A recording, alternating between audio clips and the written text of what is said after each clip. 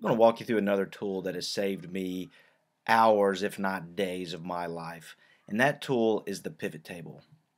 The version that I'm using today is Microsoft Excel 2011 for Mac.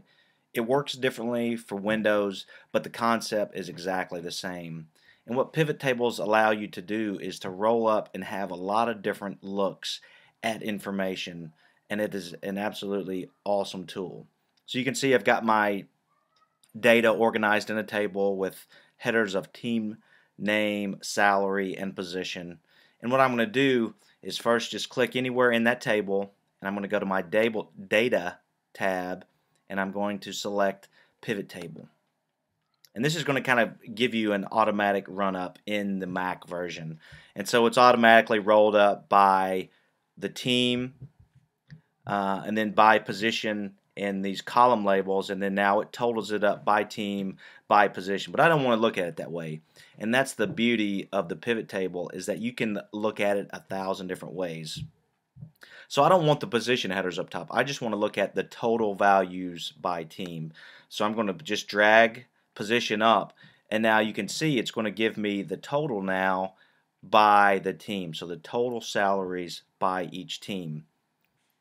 And one of the things you can do in the values, if you wanted to, instead of look at the total, you could look at the average. You click on the little information icon there, change it to the average, and then that's going to give you the average salary. Now let's go back and look at the sum again. I want to look at the totals again and hit OK. Now again, I've got my look by team and by the total salary. Now what if I wanted to look at this entire data set instead of by team? I wanted to look at it by position. So I could get rid of that. Now you can see that just the total, it just shows me the total of everything that I'm looking at. Now I can grab the position and grab that position down to the row label, and it's going to give me by position the total salary. So the catcher total, the first baseman, the outfielder, the pitcher total, and then the total of all of those salaries once again. And you can do multiple things here. You can do it by team and by position. So if I wanted to grab the team and drag it in there, so now we can see by team and by position. So we've got a total by the team, and then now their breakout by position for the Diamondbacks. And again, you can use these and collapse or expand those as you need it.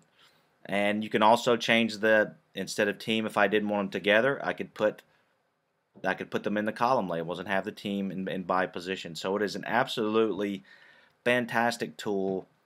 Just get around, play with it.